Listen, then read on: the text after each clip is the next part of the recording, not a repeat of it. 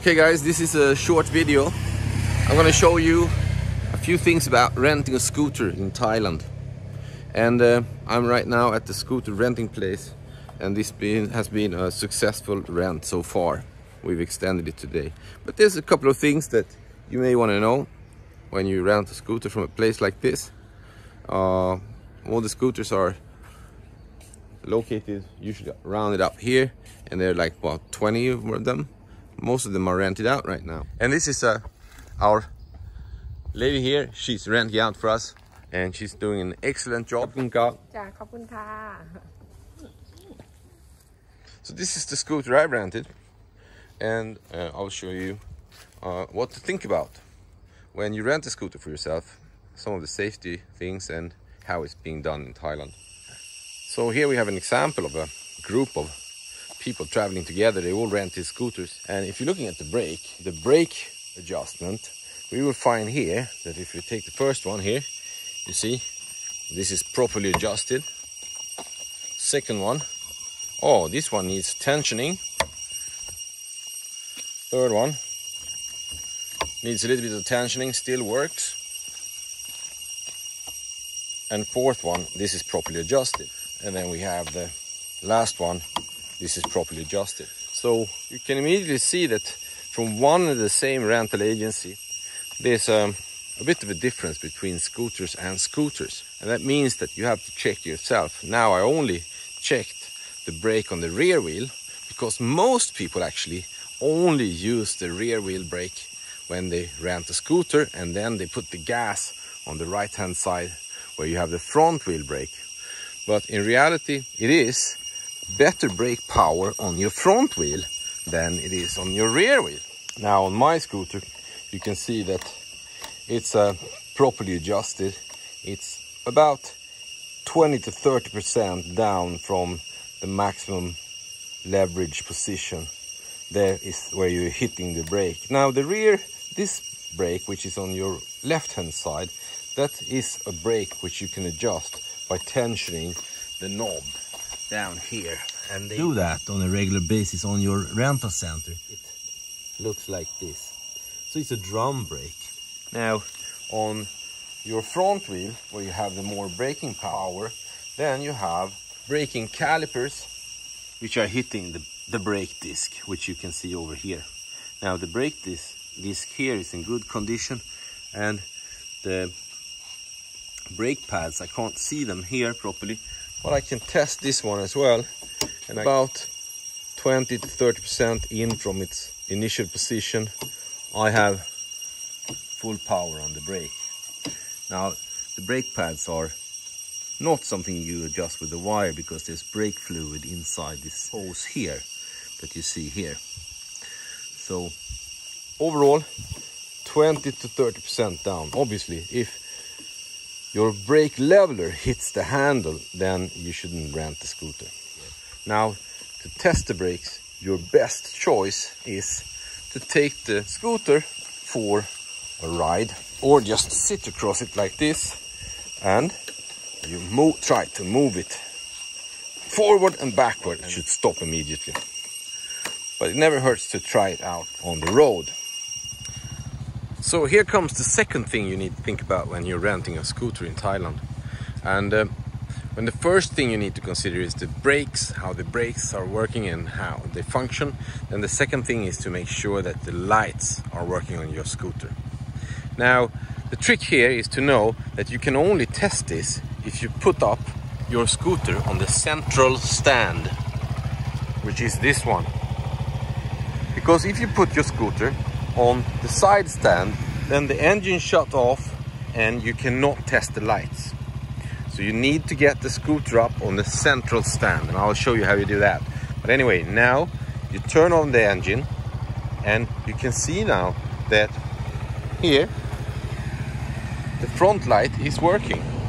Now if I change, that's the full light, half light and full light. So that's working properly. And then we take the indicators, and as you can see, the left indicator is working, and the right indicator is working as well.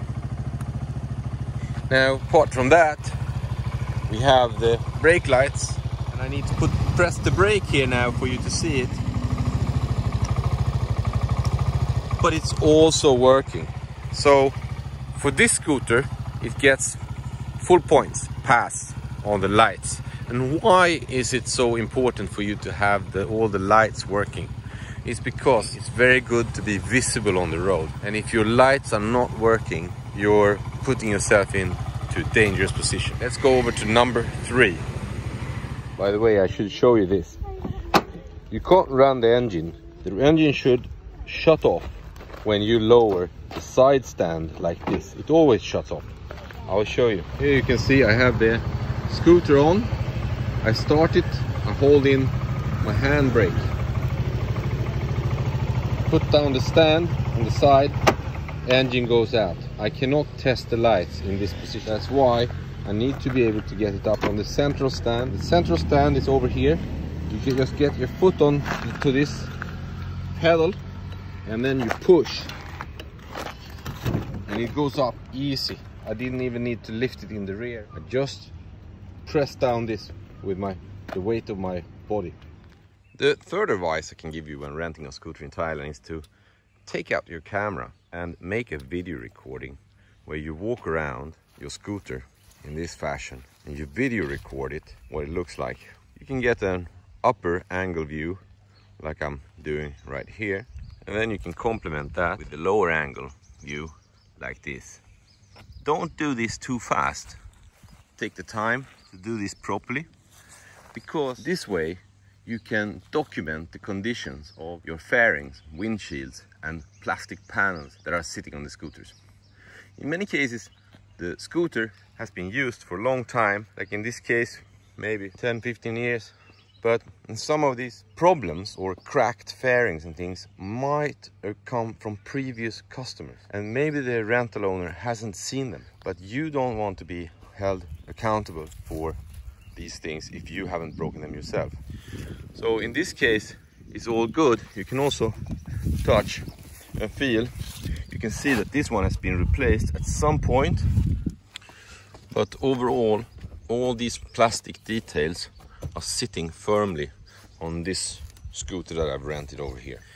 You have to be a little bit considerate about the conditions, because they've been run for a long time, and you might not get something which is looking brand new, but just if it's functional, that's usually good enough. But overall, all the fairings and plastic details on this scooter is in their right position.